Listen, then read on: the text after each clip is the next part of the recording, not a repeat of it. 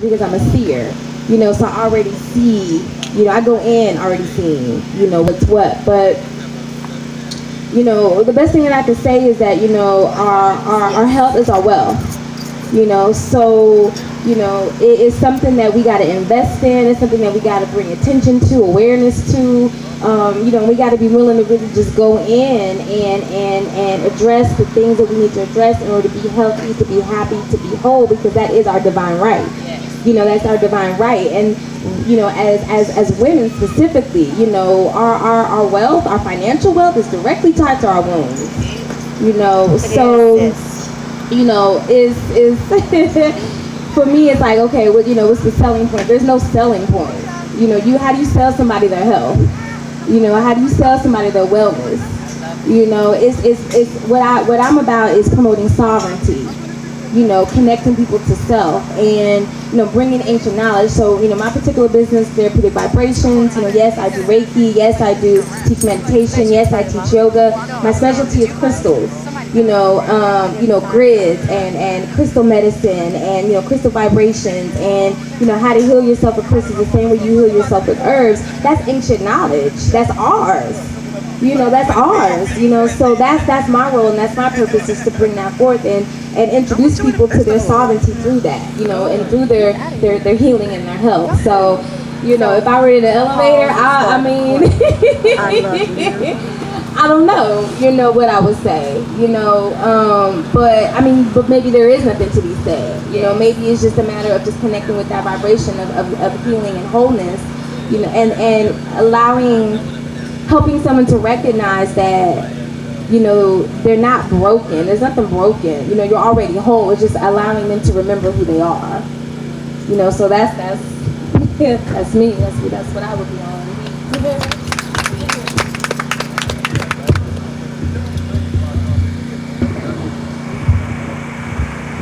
Thank you for that.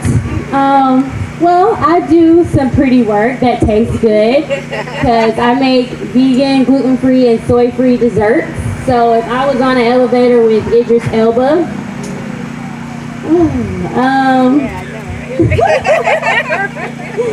I would probably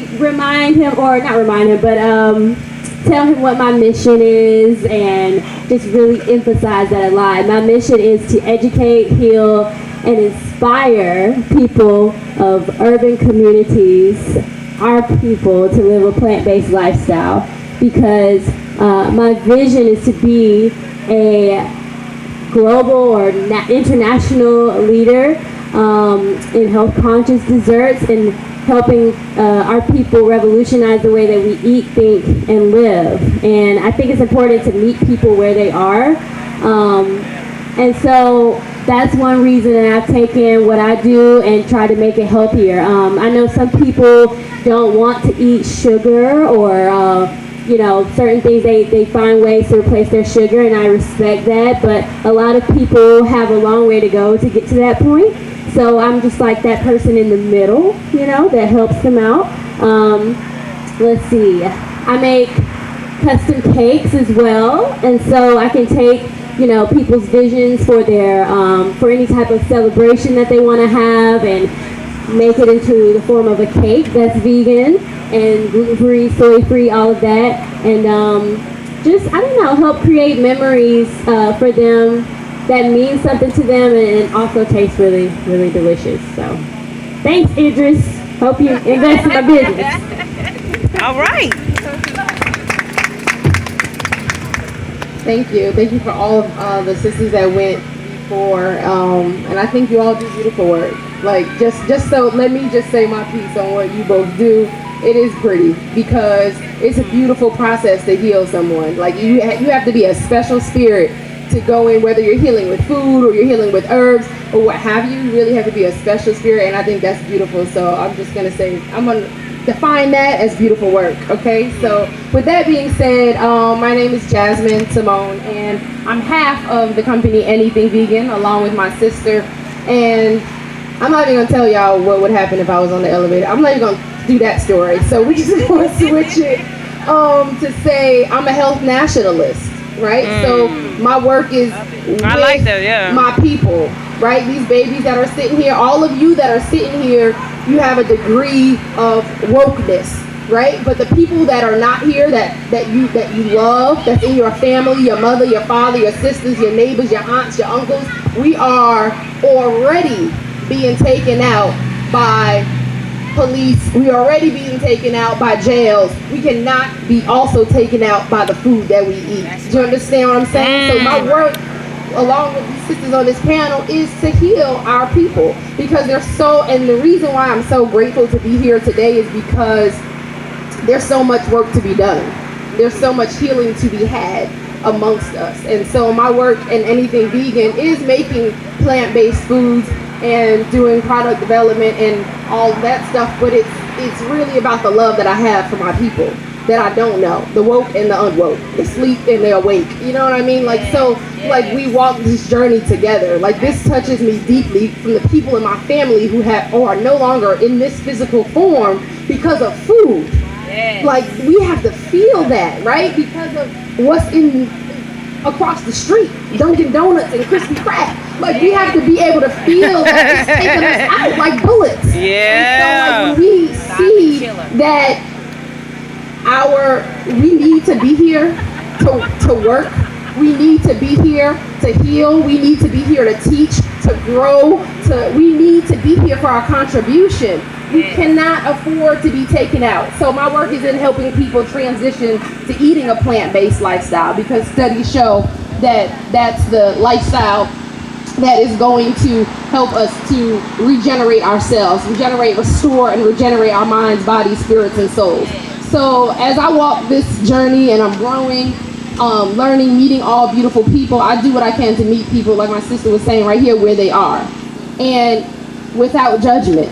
Because let me just say this, let me ask a question. How many people, by show of hands, are vegan or say I'm vegan or plant-based lifestyle? Just show of hands. So it's incumbent upon us, people who are, in my personal opinion,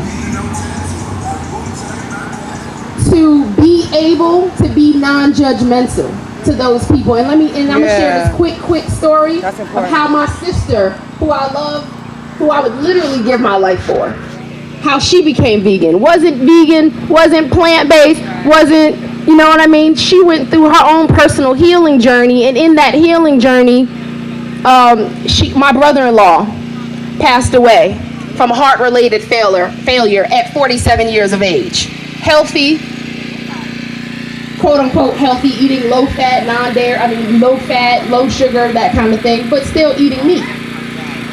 When he passed away, she was 4 months pregnant with my niece. So I moved with her. My sister, she wasn't eating meat. She wouldn't sleep, she wouldn't eat, she was grieving. And the doctor said, if this baby is going to survive, she needs to eat. Months went by. She barely ate anything. They said the baby's underweight, she's not gonna make it.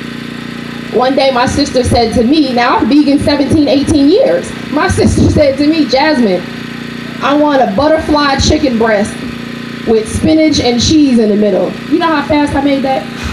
And I would do it again. And so I told this story to somebody before, and they said, but you're vegan, how could you even do that? And I said, because that's what she needed to live at that time. That's how drastic it was. Going forward in the story, because of the love and care that I showed her at that time, it opened her mind. And now she's my business partner in Anything Vegan. She's opened up markets in Germany. She's doing speaking engagements there, talking about plant-based lifestyle over a chicken sandwich. You know what I mean? So I'm just saying that to say, every case is different, and you got to walk your own personal walk according to what is in your heart and your mind and your soul.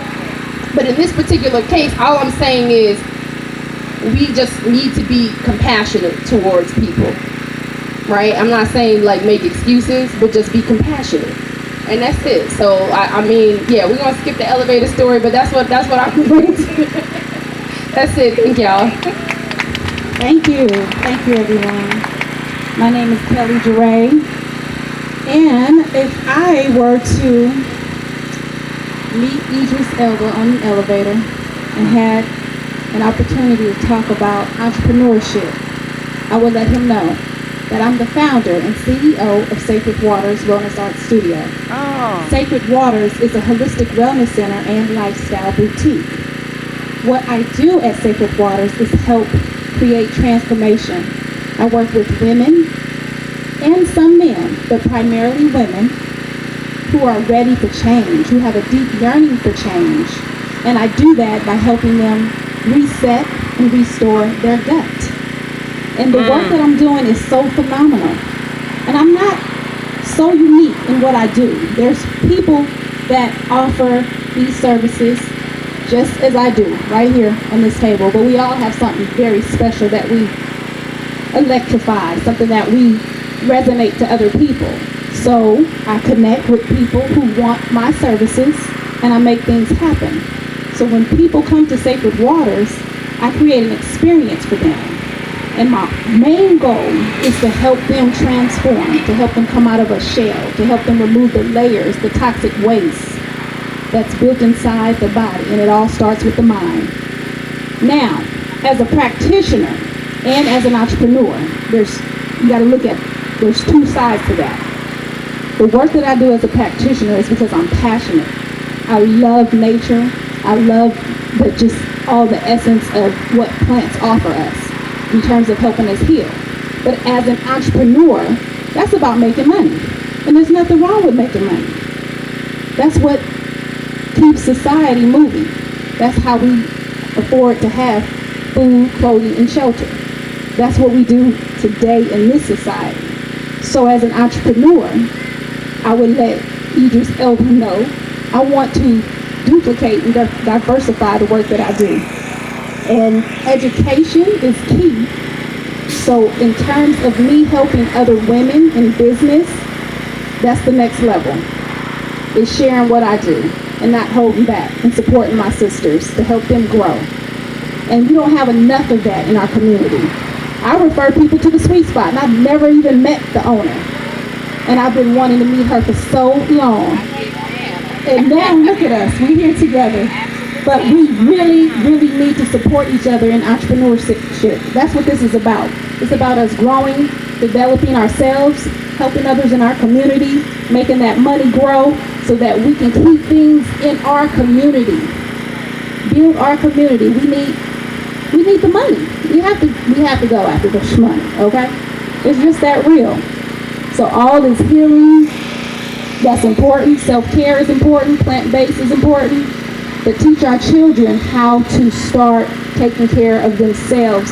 Zanija, she's back there making these wonderful tacos. Her mother has her in the right space of mind. So our children need to learn entrepreneurship at a very young age, just like some of these other communities. When you go in one of these beauty supply stores or one of these corner stores that's owned by someone of the other persuasion, they may have their children in there, working right alongside with them, not in the back room watching television or telling them to get out the way, but they have them right there with them. At least when I grew up, that's what I saw. Growing up in Los Angeles, California, a lot of the businesses in the urban community were owned by Asian people. And I watched them, I said, wow, they have their children in here growing up with them. So we really need to educate our children about entrepreneurship and being independent and self-sufficient. So that's what I would share with Idris Elba. I was like, we need to spread love in terms of building business within our own community and supporting each other and referring each other. That's right. We're not competing with each other. That's right. Because who wants you, who you're for, who I'm for. So it's just that simple. So we all share some things in common. And we complement and each we other. complement each other. We resonate with certain energies. And that's just the way it is. That's natural. So, Idris Elba, come on now. Thank you so much for this opportunity. I love Tassili. She has great food. She's done great work in the community. And all these other beautiful sisters, Sister Jasmine, I remember seeing her, and I didn't realize how close in age we were. But I remember when she worked at one of the restaurants here, and it's just, yeah, like you said, that's that melanin, that black don't crack. So I'm gonna go ahead and pass the mic. I think our hostess has wandered away. Here you go. Thank you. Yeah, I wanted to speak more on that. So I had a vendor, he sold natural beauty care, and he said that black women run this city. You know, economically, black women run this city. And speaking on from an entrepreneurship aspect, I've traveled a lot of places. I've lived in other cities. Atlanta's the only place that I've never seen so many businesses owned by black women than in Atlanta. So with that, it's beautiful. It really is, and it's inspiring. So with that being said, the universal law of abundance does not recognize competition. It does not exist in the universal law of abundance. Because, when we talk about going out and growing, when you're out in the garden, you see like nature is abundant. Things keep growing. Like there's no lack. There's no such thing. So, as a people, we're tribal. And what that means is that we need each other in order to survive. And so, with that is, the necessity to let go of this idea of competition. Because trust me, there is going to be more people needing jewelry than you can make. There's going to be more people needing yoga than I can teach. So be okay with sending someone down the road or, referring out, because, that's how you circulate that wealth. That's how you circulate, that energy. And, when you really put it into perspective, like this space here would not exist without the collective effort, if we were all about the competition, So I just really want to hone that in. The second thing I want to say is, if you can create, you have wealth. So it's not, you don't, anybody can start a business. If you can create, you got wealth.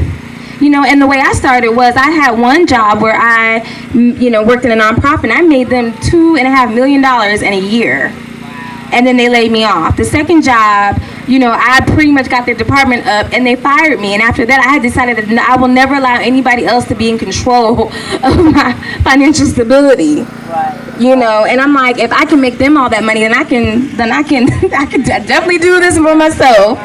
And so, for anybody who feels like they want to start a business, or you have ideas, just go for it and pull in your resources, pull in your support system. Start where you're at. Like, don't wait, I need $10,000 to start this business. I need a storefront to start this business. Start with what you have. That's right. Because like I said, if you can create, then you have wealth. Right. So that's what I want to share. You better say that, girl. Peace, family. I was at the Juneteenth about 2 years ago, and I like to be interactive with my people, because we do a lot of talking, but we don't do a lot of acting. So whatever I'm at and wherever I'm doing, I like to charge people with changing the status quo of our people, because we all know what kind of status we're in right now. But I had a sister that came to my table, and she had a black Sharpie pen with her, and she wrote a B on it and just handed me the money. So you know me, I'm inquisitive. I'm like, sis, what is this? And she said, when I spend black, I put a black B with a Sharpie on it to let that black business know that I'm spending black. I started that last year. I go through with every cash that I make at Sweet Spot. I go through all of it after I give my ancestors their tithing. Because every day that I bring money in my household, I go to my altar and put $20 for my ancestors. Every single day, because they make it possible for me to be blessed. That's first and foremost. The next thing is, we need to pull our money out these banks. We gotta get our own economical flow going on. These people is making money off of us far too long. That's one thing I want to say. The next thing is, let's go through our money and write a black B and spend black with that dollar every time. Because when I got that B on that dollar and I'm at an Asian business, that don't equate. Because I've already made a commitment to this money that I'm going to spend it black. That's why I wrote that black B on there. So it keeps me mindful that I cannot put this money in this person's hand because they don't look like me. And they're not prospering my community. They're not building my community up. They're not uplifting. They're not putting nothing in the community. They're raping my community. So therefore, right now, for 2 years, I don't buy nothing but gas and food. I'm taking myself off this whole Western civilization system, and I'm gonna see what I can do with less, because what we need to understand is less is more. We do not need to be spending one single dollar with anybody who don't look like us. It's enough black businesses, especially in Atlanta. There's no excuse for it in Atlanta, because you got black people that's on the rise. So you make sure that the next dollar you spend, you go to Tassili's, you go to Sweet Spot, you go to Chrysalis, you go to this sister, you go to Jasmine, you go to Sweetwater, and you patronize every black business that's in your community. I don't care if you gotta drive to the West End. I don't care if you in Lithonia, Gwinnett, Johns Creek. You come down here where you can spend your money with people who look like you. Let's get off of this bucket of saying black businesses don't do this. I don't spend with them because they don't have customer service. Their prices is higher. Well, guess what? We're being charged more money, because we can't buy what the Caucasians can buy. I can't buy in bulk like the Asians. I don't have people sending things over here from Korea. I don't have that. So I have to get to that level. So give us a chance, but stop using excuses to not patronize people who look like you, because it's killing us economically. Let's spend black. I see it all over social media. But after Christmas, when that Black Monday or Black Sunday or whatever we be promoting, it dies down. I charge everybody when they come to Sweet Spot. I got a Sharpie right at my cash register. I need you to put a black B on that, sis, because you spending with me. Buy from a black person. Let's make this real. Peace and blessings. Ashe. I really, you know, it just warms my heart to know that the work continues, you know, in every way. And that even though most of you, I'm sure, have some level of consciousness already, otherwise you wouldn't be here, you know. What we would charge you to do is to go amongst your family members and your friends and to educate them. You know, to be sure that you're reminding people about what their purpose is. A lot has already been said about how we need to support each other and so on, and I agree with everything that has already been said. I would simply just add to it that the goal is, of course, to figure out what your life's purpose is, because you were born to do more than pay bills. You don't want to get caught up with the death industry. They're having a big orgy with each other. That's everything you eat. If it's not wholesome food, if it's not life, that's everything. That's then the doctors, the pharmaceuticals, you know, the insurance companies, the hospitals. So after a while, you're not working to pay just your rent. You're working to pay bills. You're working to serve the death industry. That's the beast. People want to talk about hell. It's right here on earth. Welcome to it. If you are working and living and breathing to pay your bills. So ask yourself, what were you born to do? What did you come to the planet to do? If money wasn't an object, what would you be doing? And then if you're doing it right now and you had the opportunity to